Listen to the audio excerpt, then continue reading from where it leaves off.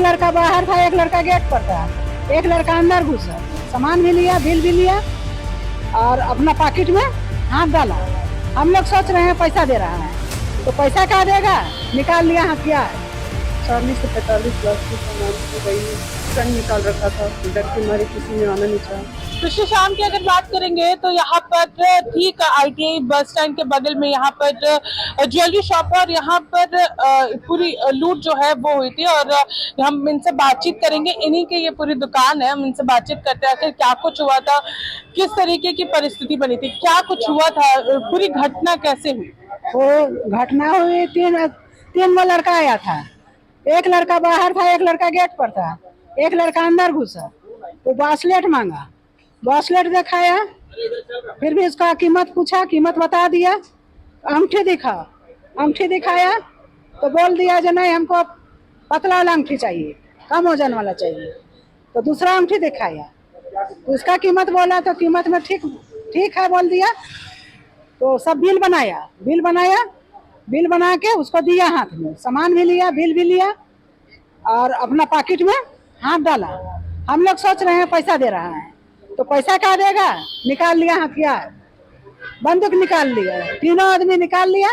वो लड़का को धक्का दे के कुर्सी की तरह घुसा दिया और बंदूक डाल दिया, ऐसे करके सटा दिया बंदूक, और एक बंदूक मेरा को यहाँ पर मेरा में डाल दिया। हिलो मत कह के और सब सामान डाल लिया हाथ में। अब बड़का को थैला निकाला, थैला में बाहर निकाला, फिर हेलमेट पहना और गाड़ी से चला गया। नहीं, फिर एक लड़का आया, उसका भाई, वो खड़ा हुआ, उसका बोल रहा है भागो यहाँ से, माधर चौथ तो हम अभी गोली मार देंगे हम, और वो गाड़ी दबा के अपना चल गया। अब क्या कुछ प्रक्रिया चल रही है, क्योंकि पुलिस भी यहाँ पर आई हुई थी, सारी चीजों को उन्होंने देखा, एविडेंस भी वो धीरे धीरे यहाँ पर सारी चीजों को कलेक्ट कर चुके हैं। क्या कुछ कहा गया है। कुछ नहीं कहा गया, पुलिस तो आया, बाद में आया पुलिस, फोन हुआ था, पुलिस आया बाद में, चला गया था। यहाँ पर क्या कोई नहीं आया, काम हो जाएगा, पुलिस तो बोल रहे हैं। किस तरीके से चीजें आगे हैंडल करने वाली है।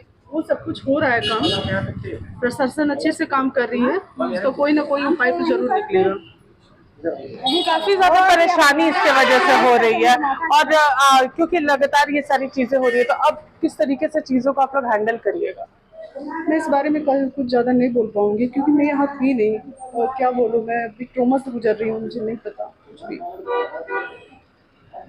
काफी ज्यादा इमोशनल भी अब फिलहाल नजर आ रही है। जी, मेरा सारा सामान चल गया, तो इमोशनल तो होना चाहिए। लगभग कितने का होगा पूरा टोटल सामान जो गया है।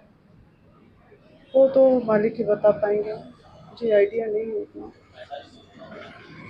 40 से 45 लाख की सामान हो गई है। अच्छा, आप यहाँ पर नहीं थी। नहीं, मैं बाद में आई घटना के बाद।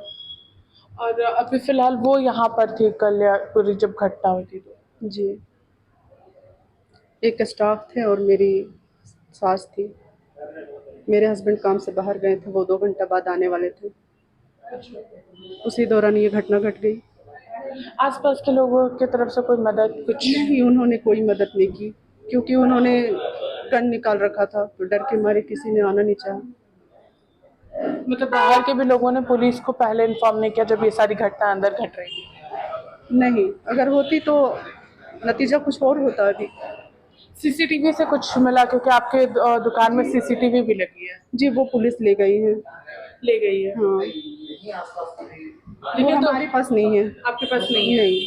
पुलिस ने सारी चीजों को खंगाल लिया है। जी, देखिए, यही शॉप था जहाँ पर ये पूरी घटना हुई थी और उसके बाद फिर हम लोगों ने जिनका ये पूरा दुकान था उनसे बातचीत करने की कोशिश की और ये ठीक ITI बस स्टैंड जो है उसके पास में पंचवटी ज्वेलर्स ये शॉप है और वहाँ पर ये सारी घटना हुई है और इसी को लेकर के आज राज्य के स्वास्थ्य मंत्री बन्ना गुप्ता भी यहाँ पर पहुंचे हुए थे और सभी लोगों से मुलाकात की और सारी चीजों को जानने का भी प्रयास किया।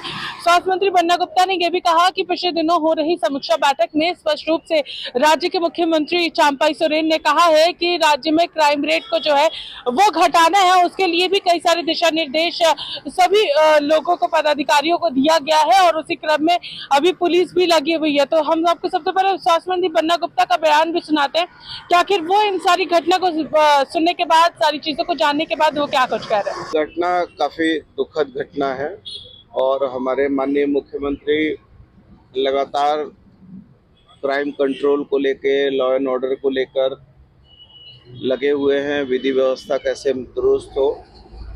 और